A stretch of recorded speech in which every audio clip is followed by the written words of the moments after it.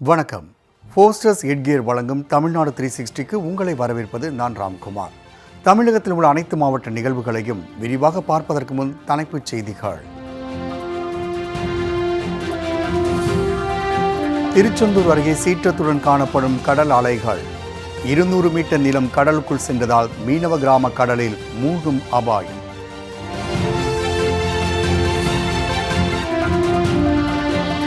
பட்டுக்கோட்டை அருகே இடுகாட்டுக்கு பாதை இல்லாததால் வடிகால் வாய்க்கால் வழியாக கொண்டு செல்லப்பட்ட உடல். இறுதி ஊர்வல வாகனம் வாய்க்காலில் சிக்கியதால் உறவினர்கள் அவதி.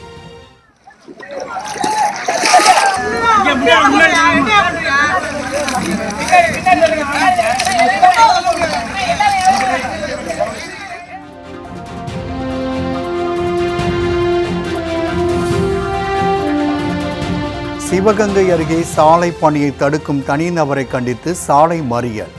கலைந்து செல்ல மறுத்த பட்டியலின மக்களை கைது செய்த போலீசார்.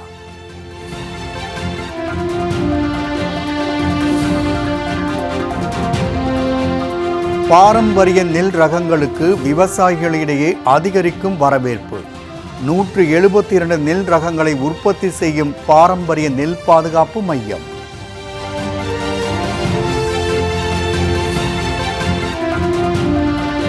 ஆம்பூர் அருகே சட்ட விரோதமாக கனிம வளங்கள் கொள்ளையடிக்கப்படுவதாக புகார். மலையடிவாரத்தில் நடைபெறும் மணல் கொள்ளையை தடுக்க பொதுமக்கள் வலியுறுத்தல்.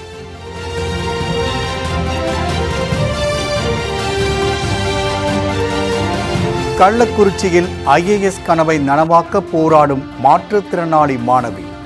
மருத்துவ மற்றும் உயர்கல்வி செலவுக்கு உதவ கண்ணீர் மல்க கோரிக்கை. அப்பா அம்மாவும் நான் கஷ்டப்படுத்துறேன், இதுக்கு எனக்கு கடவுள் படிக்காமலே இருந்திருக்கலாம். எனக்கு படிப்புனா ரொம்ப பிடிக்கும். நான் IAS படிக்கணும்னு ஆசை. Garage by the side of the road and தக்கா தைவிலார் என்பதா அவர் எச்சத்தால் காணப்படும் கடைக்கோடி யார் கோடு.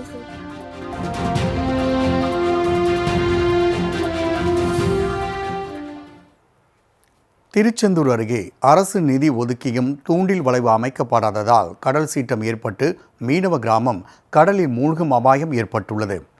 தூத்துக்குடி மாவட்டம் ஜீவா நகர் பகுதியில் 120 மீனவ குடும்பங்கள் வசித்து வருகின்றன. இந்த கிராமத்தில் கடல் சீற்றம் ஏற்பட்டு 200 மீட்டர் நீளம் கடலுக்குள் மூழ்கியது. திருச்செந்தூர் முருகன் கோவிலை ஒட்டிய கடற்கரையில் கற்கள் கொட்டப்பட்டுள்ளதால் ஜீவா நகரில் கடல் சீற்றம் அதிகரித்து காணப்படுகிறது.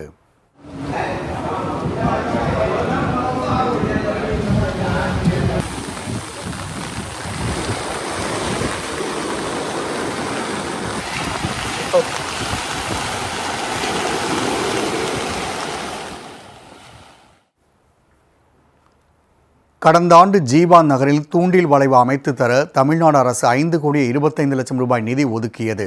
இருப்பினும் தூண்டில் வளைவு அமைக்க தற்போது வரை எந்த நடவடிக்கையும் எடுக்கப்படாததால் மீனவ கிராம மக்கள் பெரும் அச்சத்துடன் வாழ்ந்து வருகின்றனர். இந்நிலையில் தூண்டில் வளைவு அமைக்கும் திட்டத்தை விரைந்து செயல்படுத்த கோரி மீனவ கிராம மக்கள் தூத்துக்குடி மாவட்ட ஆட்சியரிடம் மனு அளித்தனர்.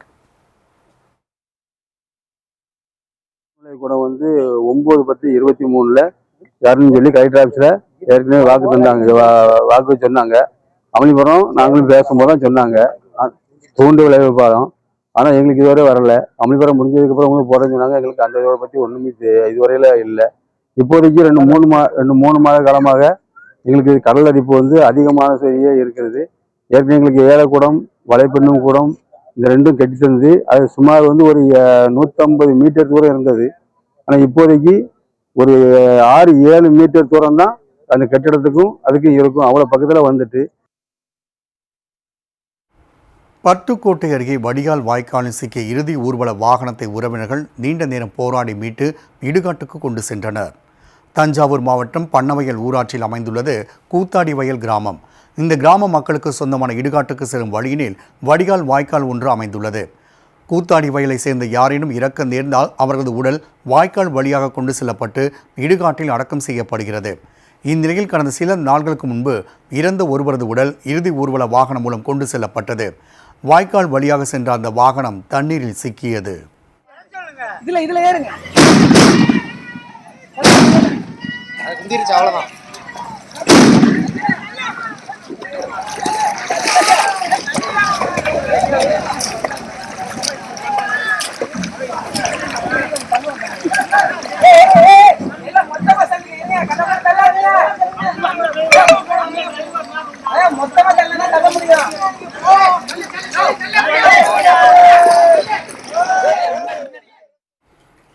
நீண்ட நேர போராட்டத்திற்கு பிறகு இறுதி ஊர்வல வாகனம் மீட்கப்பட்டது. இனியும் இதுபோன்ற சம்பவங்கள் நடைபெறாமல் இருக்க இடுகாட்டுக்கு தனி பாதை அமைத்து தருமாறு மாவட்ட நிர்வாகத்திற்கு கூத்தாடிவயல் கிராம மக்கள் கோரிக்கை விடுத்துள்ளனர்.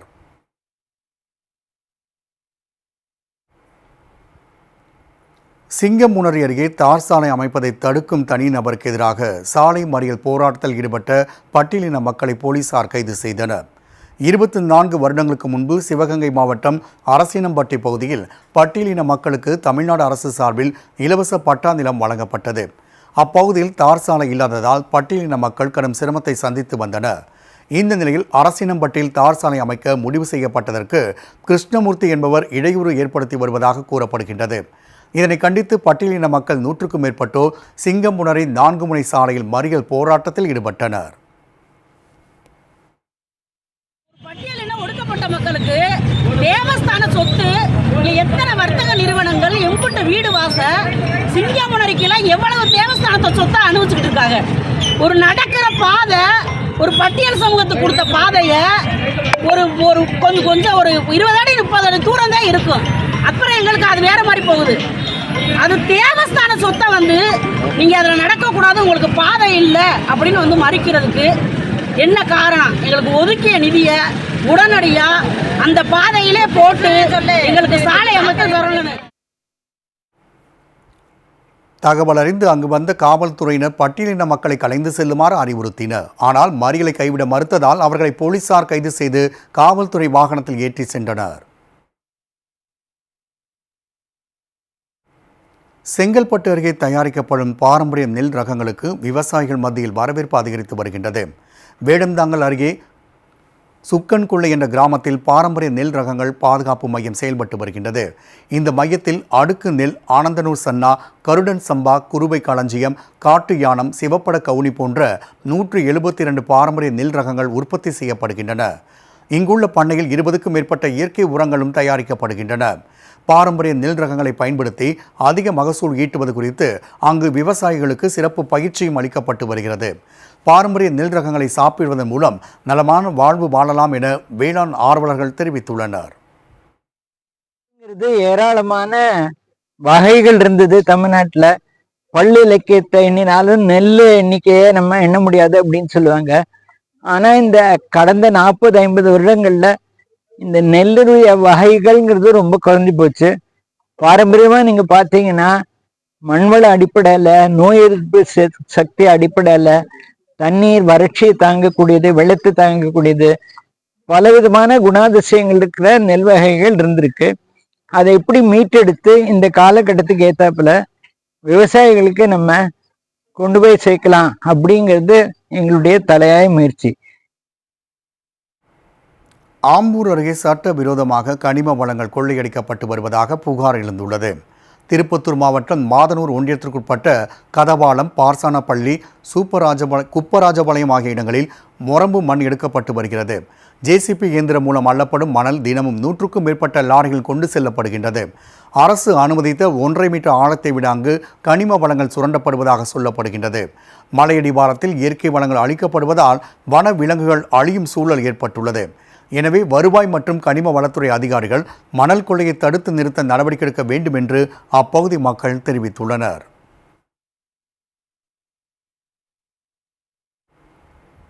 சேலத்தில் நடைபெற்ற அறிவியல் கண்காட்சியில் 60க்கும் மேற்பட்ட படைப்புகளை காட்சிப்படுத்தி மாணவ மாணவிகள் கவனம் ஈர்த்தனர். பள்ளி கல்வித்துறை சார்பில் சேலத்தில் வானவில் மன்றம் என்ற தலைப்பில் அறிவியல் போட்டிகள் நடத்தப்பட்டன. மாவட்டத்தில் உள்ள அனைத்து அரசு பள்ளிகளிலும் 6 முதல் 8ஆம் வகுப்பு வரை பயிலும் மாணவர்களுக்கு இப்போட்டி நடத்தப்பட்டது. பள்ளி அளவிலான போட்டியில் தேர்ந்தெடுக்கப்பட்ட 63 படைப்புகள் மாவட்ட அளவிலான கண்காட்சியில் காட்சிப்படுத்தப்பட்டன. கழிவுநீர் மேலாண்மை, திடக்கழிவு மேலாண்மை, தீயணைப்பு ரோபோ போன்ற கண்டுபிடிப்புகளின் செயல்பாடுகளை மாணவர்கள் நடுவர்களிடம் விளக்கி கூறினர். இதில் வெற்றி பெற்ற மாணவர்கள் மாநில அளவிலான போட்டிக்கு தகுதி பெற்றனர். புதுக்கோட்டை மாவட்டம் ஆலங்குடி அருகே கழிவுநீர் தேங்கியதால் டெங்கு காய்ச்சல் வேகமாக பரவி வருகிறது. புதுக்கோட்டை மாவட்டம் தவளைப்பள்ளம் கிராமத்தில் 50க்கும் மேற்பட்ட குடும்பங்கள் வசித்து வருகின்றன. இப்பகுதியில் கடந்த 3 மாதங்களுக்கு முன்பு ஊரக வளர்ச்சித்துறை சார்பில் கழிவுநீர் கால்வாய் அமைக்கப்பட்டது. கழிவுநீர் வெளியேறும் வகையில் கால்வாய் அமைக்கப்படாததால் வீடுகளுக்கு வெளியே கழிவுநீர் தேங்கி பாசி படர்ந்து காணப்படுகிறது. இதனால் ஏராளமான கொசுக்கள் உருவாகி 10 பேர் டெங்கு காய்ச்சலால் பாதிக்கப்பட்டுள்ளனர். இதுகுறித்து அரசு அதிகாரியிடம் பலமுறை புகார் அளித்தும் எந்த நடவடிக்கை எடுக்கவில்லை என கிராம மக்கள் குற்றம் சாட்டியுள்ளனர். காணு கட்டி இன்னையோட 3 மாதம் ஆச்சு. இதில் மழை தண்ணி தேங்கி சாக்கடையாகி இன்றைக்கி கொசு ரொம்ப பாதிப்பாக இருக்குது. இங்கே ஒரு 20 குடும்பத்துக்கு மேலே பாதிக்கப்பட்டிருக்கு. இந்த கொசு கடிச்சு இன்றைக்கி டெங்கு காய்ச்சலாக பாதிக்கப்பட்டு நம்ம அரசு மருத்துவக் கல்லூரி மருத்துவமனையில் அனுமதிக்கப்பட்டு இன்றைக்கி தான் வந்திருக்காங்க. வீட்டுக்கு டிஸ்சார்ஜ் வந்திருக்காங்க.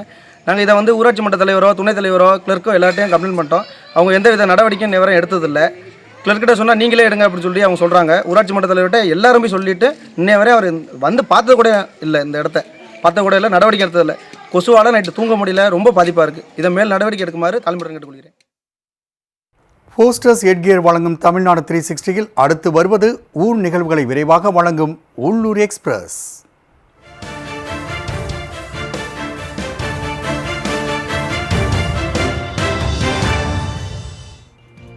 கள்ளக்குறிச்சி மாவட்டம் திருக்கோவிலூர் அருகே சந்தப்பேட்டை பகுதியில் புதிதாக வீடு ஒன்று கட்டப்பட்டு வருகிறது. இந்த நிலையில் வீட்டில் கழிவுநீருக்காக தொட்டி அமைக்கப்பட்ட நிலையில் அப்பகுதியில் சுற்றித் திரியும் குதிரை ஒன்று கழிவுநீர் தொட்டியில் தவறி விழுந்துள்ளது. இதை கண்ட வீட்டின் உரிமையாளர் தீயணைப்புத் துறைக்கு தகவல் தெரிவிக்க விரைந்து வந்த தீயணைப்பு வீரர்கள் கயிறு மூலமாக குதிரையை பத்திரமாக மீட்டனர்.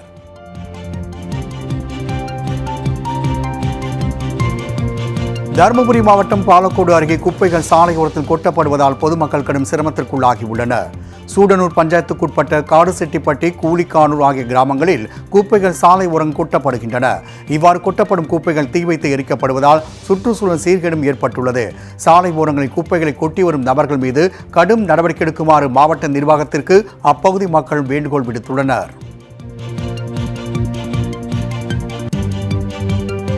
ராணிப்பேட்டை மாவட்டம் சிப்காட் பகுதியில் காவிரி கூட்டு குடிநீர் திட்டத்தின் கீழ் மிகப்பெரிய குழாய்கள் மூலம் பொதுமக்களுக்கு குடிநீர் விநியோகம் செய்யப்பட்டு வருகின்றது. இந்த நிலையில் குடிநீர் கொண்டு செல்லும் குழாய் உடைப்பு ஏற்பட்டு பல்லாயிரக்கணக்கான லிட்டர் குடிநீர் வீணாகி வருகிறது. தனியார் நிறுவனம் ஒன்று கேஸ் பைப்லைன் அமைக்க ராட்சத இயந்திரங்களை கொண்டு பள்ளம் தோண்டுவதோடு அடிக்கடி குடிநீர் குழாய் உடைப்பு ஏற்படுவதாக அப்பகுதி மக்கள் புகார் தெரிவிக்கின்றனர்.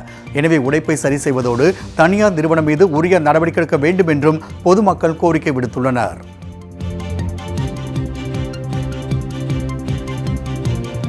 திருவாரூர் மாவட்டம் திருத்துறைப்பூண்டி அருகே உள்ள எக்கல் பகுதியில் 1000க்கும் மேற்பட்ட குடும்பங்கள் வசித்து வரும் நிலையில் குன்னலூரில் இருந்து மேலமருதூர் செல்லும் பிரதான சாலை பல ஆண்டுகளாக பழுதடைந்து காணப்படுகின்றது. சாலையை சீரமைக்க கோரி பலமுறை மனு அளித்தும் நடவடிக்கை எடுக்காத நிலையில் சாலையை சீரமைக்க வலியுறுத்தி மார்க்சிஸ்ட் கம்யூனிஸ்ட் கட்சியினர் போராட்டத்தில் ஈடுபட்டனர். அவர்களோடு இணைந்து கிராம மக்களும் சேரும் சகதியமாக உள்ள சாலையின் நாட்டு நடும் போராட்டத்தில் ஈடுபட்டனர்.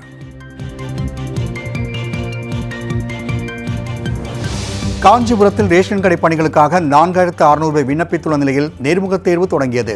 தமிழ்நாட்டில் உள்ள நியாய விலைக் கடைகளில் உள்ள காலி பணியினை நிரப்ப தகுதி வாய்ந்தவர்கள் ஆன்லைனில் விண்ணப்பிக்கலாம் என கூட்டுறவுத்துறை மூலம் அறிவிக்கப்பட்டது.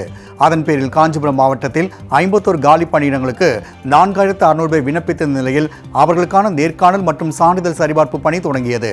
நாள்தோறும் 500 நபர்கள் என 10 நாள்கள் வரை நேர்முகத் தேர்வு நடைபெறும் என்றும் கூட்டுறவுத்துறை அதிகாரி தெரிவித்தார்.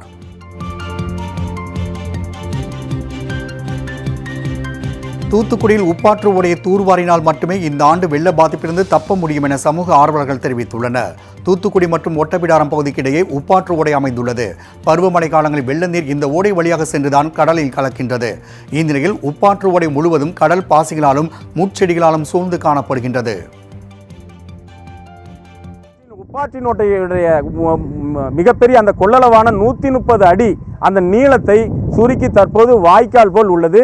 இந்த வாய்க்கால் போல் உள்ளது மட்டுமல்லாமல் இந்த இடத்தில் முட்செடிகளாலும் அந்த கண்ணா செடி எனப்படுகின்ற அந்த கடற்பாசிகளாலும் செடிகளாலும் ஆக்கிரமித்து அதனுடைய தன் நிலையை இழந்து உள்ளது. ஆகவே மாவட்ட நிர்வாகம் உடனடியாக போர்க்கால அடிப்படையில் கனரக ராட்சத இயந்திரங்களை கொண்டு இந்த பகுதியினை தூர்வாரி இந்த முட்செடிகளை அப்புறப்படுத்தி அந்த வெள்ள நீர் முறையாக வழிந்தோட வழிவகை செய்யும்படி கேட்டுக்கொள்கின்றோம். போஸ்டர்ஸ் எட்கியர் வழங்கும் தமிழ்நாடு 360யில் மாவட்டங்களில் நடைபெற்ற விளையாட்டு செய்திகளை வழங்க வருகிறது விளையாட்டு களம்.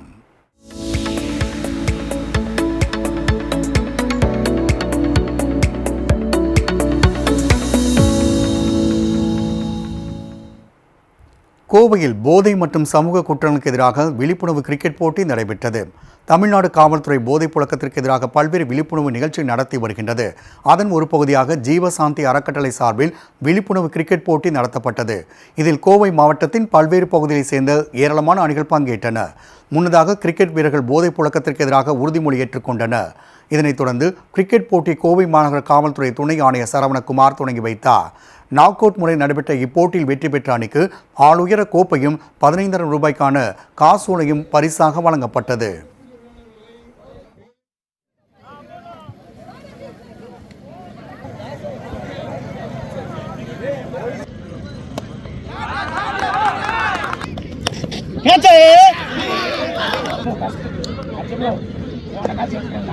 கொஞ்சம் வண்டியை எடுத்துருங்க. செய்யாறு பகுதியில் நடைபெற்ற மாவட்ட அளவிலான சிலம்ப போட்டி 450க்கும் மேற்பட்ட மாணவிகள் கலந்து கொண்டனர். திருவண்ணாமலை மாவட்டம் செய்யாறு பகுதியில் உள்ள மினி ஸ்டேடியத்தில் மாவட்ட அளவிலான சிலம்ப போட்டி நடைபெற்றது. 14, 17 மற்றும் 19 வயதுக்குட்பட்ட பிரிவுகளில் ஒற்றை சிலம்பம், இரட்டை சிலம்பம் ஆகிய போட்டிகள் நடைபெற்றன. நடுவர்கள் வழங்கிய மதிப்பெண்களின் அடிப்படையில் முதல் 3 இடங்களை பிடித்த மாணவிகள் மாநில அளவிலான போட்டிக்கு தகுதி பெற்றனர்.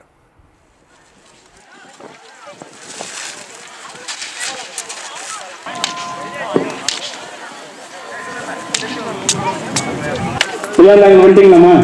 ஓகே சார் சொல்லிட்டு